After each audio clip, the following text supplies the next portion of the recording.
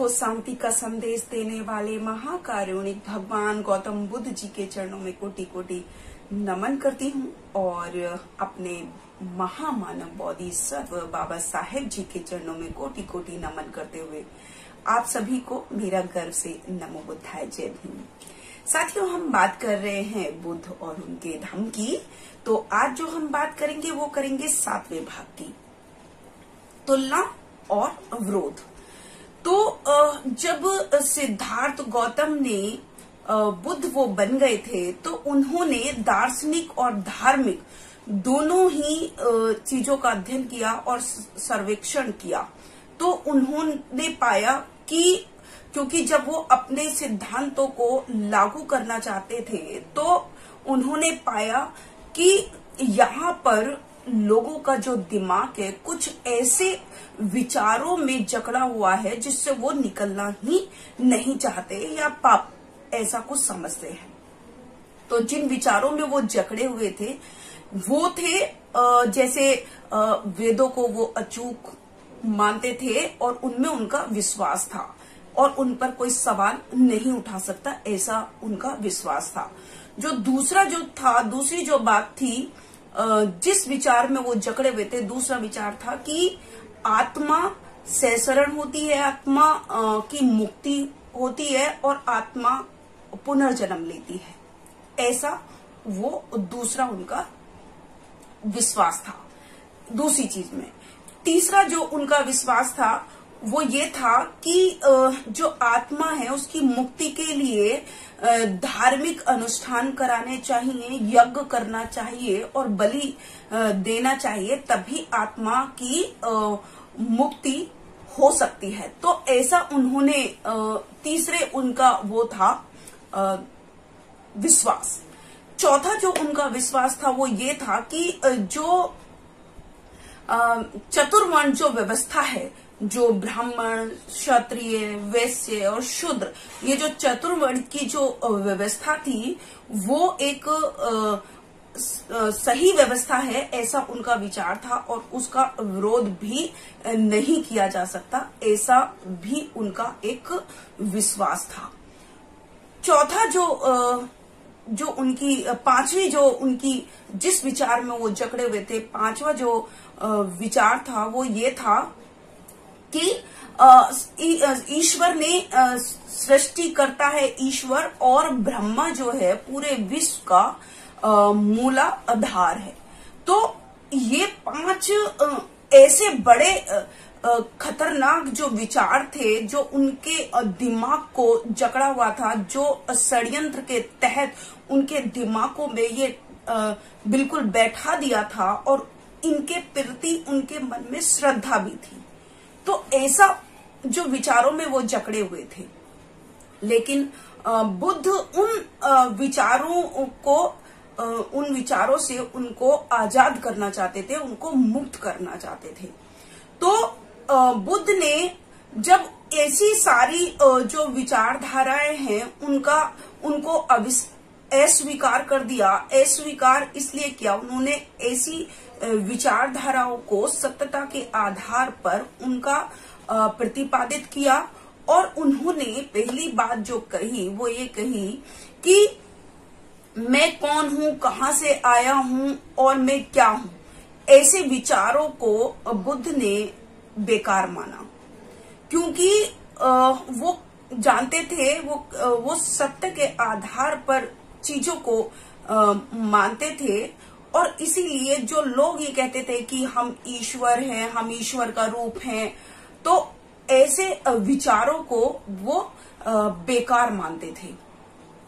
दूसरी जो बात थी, उन्होंने कुछ चीजों में उन्होंने परिवर्तन किया।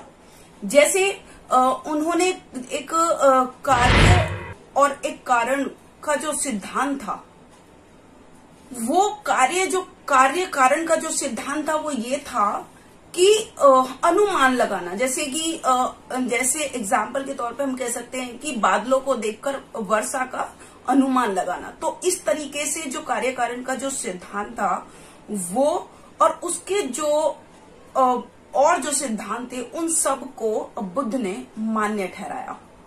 लेकिन दूसरा जो बात थी कि कर्म के आधार पर जो कर्म का जो सिद्धांत था, उसके सिद्धांत के को बदलकर, मतलब उस सिद्धांतों, क्योंकि उन्होंने कहा था कि कर्म के सिद्धांत, जो निराशावादी जो सिद्धांत दिया था, भाग्यवादी जो सिद्धांत था, उस सिद्धांत को उन्होंने नहीं माना, क्योंकि उसमें क्या था कि कोई कितने भी बुरे काम कर ले, कोई शराब पी ले, डाका डाल ले, चोरी कर ले, व्यभिचार कर ले, ऐसे कर्मों का कोई फर्क नहीं पड़ेगा। तो इस सिद्धांत के आधार पर बुद्ध ने अपना सिद्धांत, यानी कि वैज्ञानिक कर्म के सिद्धांत को स्थापित किया।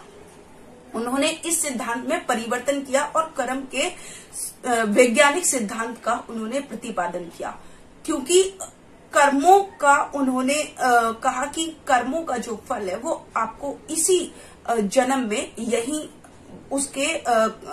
उसको भुगतना पड़ेगा, उसके फल को भुगतना पड़ेगा। तो इसलिए उन्होंने वैज्ञानिक कर्म के सिद्धांत को स्थापित किया। तीसरा जो सिद्धांत था उनका कि आत्मा की सहचरण या आत्मा की मुक्ति का जो सिद्धांत उन्होंने दिया था, उस सिद्धांत को बदलकर बुद्ध ने निर्वाण का सिद्धांत प्रतिपादित किया, स्थापित किया।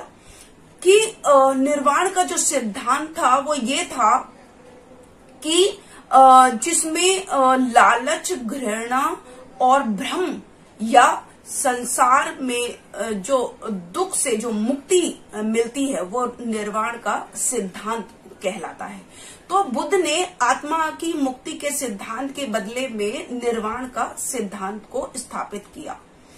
फिर चौथा जो उनका एक और जो सिद्धांत इन्होंने दिया था, क्योंकि बुद्ध का जो सिद्धांत था वो समानता, करुणा, मैत्री भाव पर स्थापित उन्होंने किया, क्योंकि उनके जो सिद्धांत में मौलिकता बहुत ज्यादा थी और इनका जो सिद्धांत था वो असमानता के आधार पर स्थापित था, लेकिन उनमें मौलिकता ज्यादा मिलती नहीं थी, लेकिन जो नैतिकता के जो आधार पर जो सिद्धांत था वो बुद्ध ने स्थापित किया।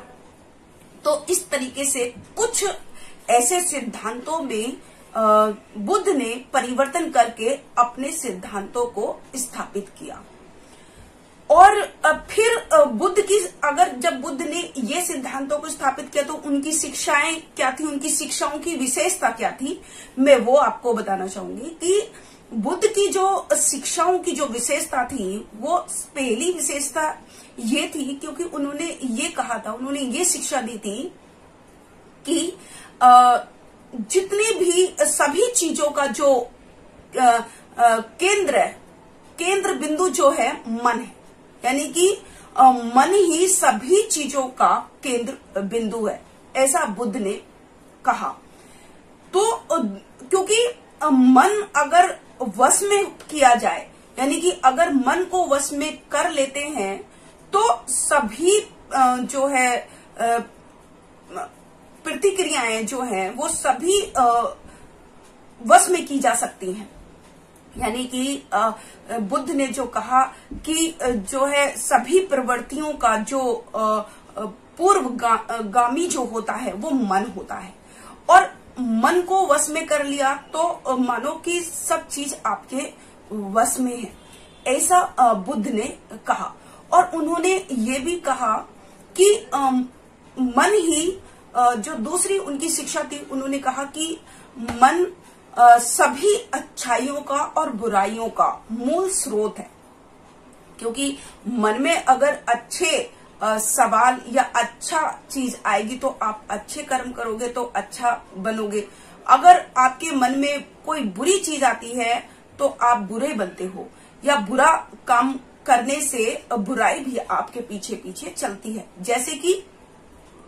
जैसे एक गाड़ी के जो पहिए होते हैं वो जैसे बैल उसको खींचते हैं और बैल आगे आगे चलते हैं और पहिए उसका पीछा करते हैं, ठीक उसी तरीके से आपके बुरे कर्म और अच्छे कर्मों के साथ साथ ही आपके दुख भी चलते हैं, या आपके साथ बुराई और अच्छाई भी चलती है। वो आपके मन ही को ही पता है, क्योंकि मन के अंदर जो प्रतिक्रियाएं या जो अच्छाई या जो बुराई आपके मन के अंदर जो पनपती हैं, उसी के आधार पर या उसी का फल आपको भुगतना होता है।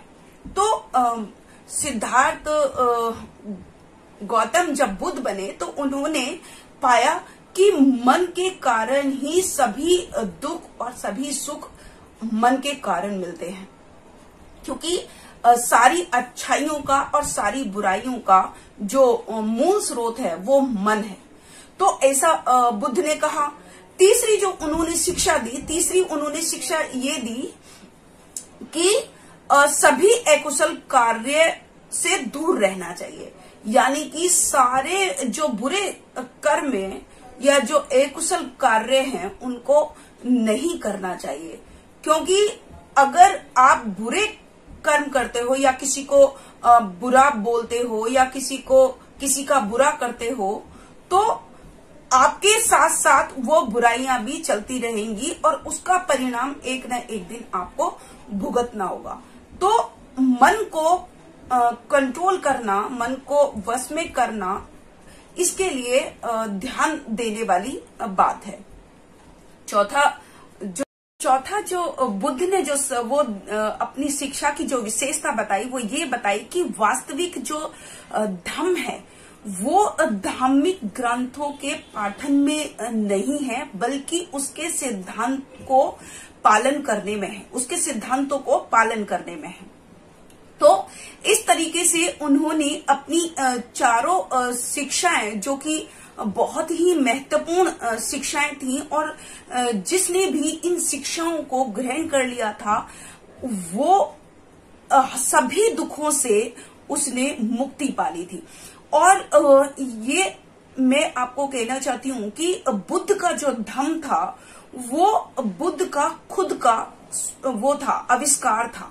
ऐसा कोई भी नहीं कह सकता कि जो बुद्ध ने जो आविष्कार किया अपने धम्म का, उसमें किसी दूसरे का उन्होंने सहयोग लिया। उनका वो खुद का बुद्ध का खुद का आविष्कार था, बुद्ध का धम्म, जो कि उन्होंने सभी को दिया, जो सामान्यता, मानवता और जो करुणा और मैत्री भाव पर जो आधारित था बुद्ध का धम्म। क्योंकि वो जो फालतू के जो आडंबर में जो लोग थे, जो अंधविश्वास में लोग पड़े हुए थे, उन सभी चीजों से दूर करके उनको वास्तविकता के दर्शन कराना बुद्ध का जो है धम्म था। तो इस तरीके से बुद्ध ने अपनी शिक्षाएं जो दी वो यही दी कि सबसे पहले मन को अपने वश में किया जाए, और मन के कारण ही अच्छे बुरे जो काम होते हैं या अच्छाई या बुराई जो होती है वो मन के कारण ही उत्पन्न होती हैं। और तीसरा उन्होंने कहा कि अकुशल कार्यों से हमको दूर रहना चाहिए, यानी कि बुरे कामों से हमको दूर रहना चाहिए। और चौथी जो उनकी शिक्षा थी वो ये थी कि जो हमको वास्तविक जो धम्म मिलेगा वो धार्मिक सिद्धांतों को पालन करने से मिलेगा, ना कि पाठन करने से। तो इस तरीके से बुद्ध ने सभी शिक्षाएं जो है दी।